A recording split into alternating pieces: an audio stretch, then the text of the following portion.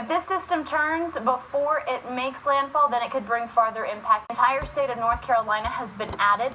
Alabama is ready and prepared to send their National Guard troops, upwards of 2,500 troops, to the state of Florida to help if needed.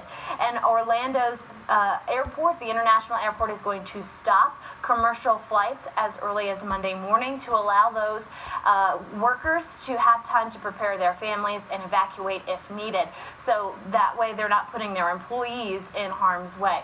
But we will continue to watch this strengthen. It wouldn't be out of the question potentially to see it get close to the upper levels of that Category 4 by the time it does make landfall in Florida across portions of the southeast. So we'll continue to watch that going forward. But I do want to leave you again with the nuggets that we have of this state of emergency that is in place. Even if you're not in an evacuation zone, just be thinking about the implications that could come with this storm if it does ride the coastline. But stay right here. We'll keep you updated on any latest and breaking information as we continue to track Hurricane Dorian, now a Category 4. Any burger can come with cheese, but how about some melted pimento cheese? The caviar of the South, with bacony, crunchy goodness.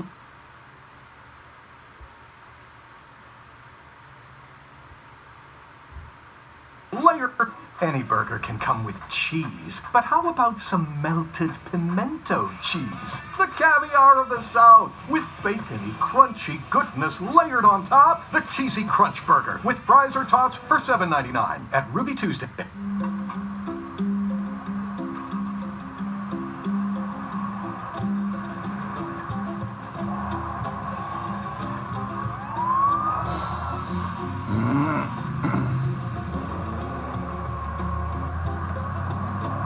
For everyone who goes above and beyond.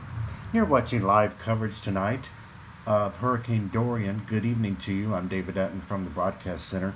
This is Channel 1 Atlanta's continuing coverage of Dorian from the Broadcast Center here in Atlanta. And Hurricane Dorian is now a Category 4 storm with winds of 125. Again, winds, Category 4 winds now with Hurricane Dorian. And a new advisory will come in about 2 hours or so.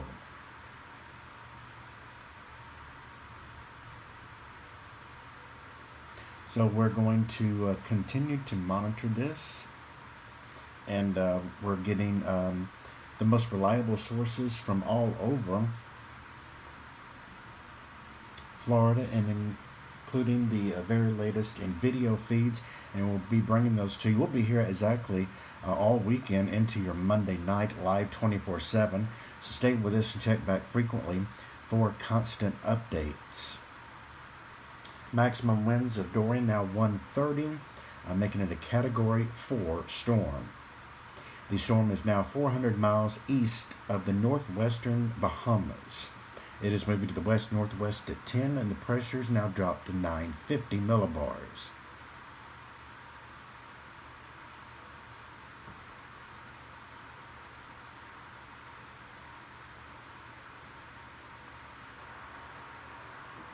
Store-wide, and find your happy place at the Honda Summer Spectacular event. Mattress Firm ends Monday. Save up to $600 store-wide, and find your happy place at the Honda Summer Spectacular event. Mattress Firm's Labor Day sale ends Monday. Save up to $600 store-wide.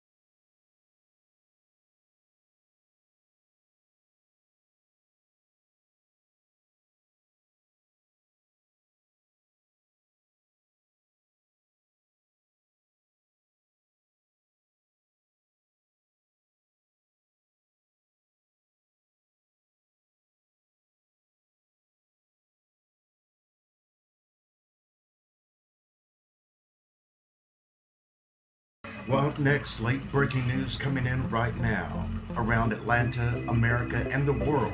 This is Channel 1 Atlanta News.